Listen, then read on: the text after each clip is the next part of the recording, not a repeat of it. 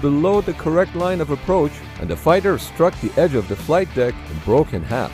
You would think that was the end of it for the pilot, right? But it's not what you think.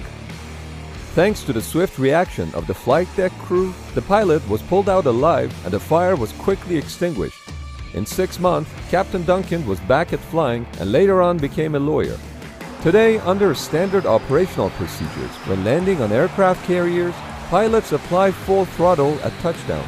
If they catch one of the 3 or 4 arresting wires, they come to a full stop. Otherwise, the full throttle provides sufficient power to continue down the angled flight deck and become airborne again. This is known as bolter. During the subsequent pass, the bolter aircraft will attempt to land again. But in the early days of aircraft carriers, this was not always possible, because carriers had traditional flat-top designs instead of the modern angled flight deck.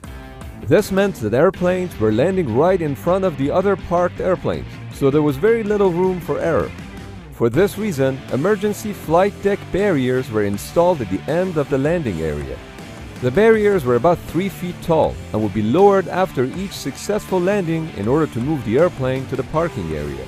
If something did go wrong, like a broken tailhook, the deck barriers were essential in stopping the aircraft from crashing into the flight deck crew or parked airplanes. After hitting the barrier wires, airplanes usually sustained heavy damage and sometimes even burst into flames. The flight deck crew were also as likely to get injured as the pilots themselves due to the wires flying around the flight deck. As you can see in this example, barrier wires were not always sufficient to fully stop an aircraft, so a better solution was needed. Don't worry, this airplane's pilot was successfully rescued by a helicopter.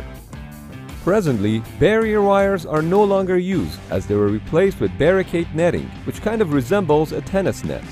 The modern barricade emergency recovery system consists of multiple engagement straps approximately 20 feet in height. As the airplane enters the barricade, the release straps break and the aircraft is caught by the engagement straps, which transfer the load to the barricade engine below the deck via a purchase cable. The barricade is normally stowed away and is only rigged in case of an emergency such as tailhook or landing gear malfunction. A well-trained crew can set up a barricade in under 3 minutes. After successful arrestment, the webbing and the deck cables are discarded.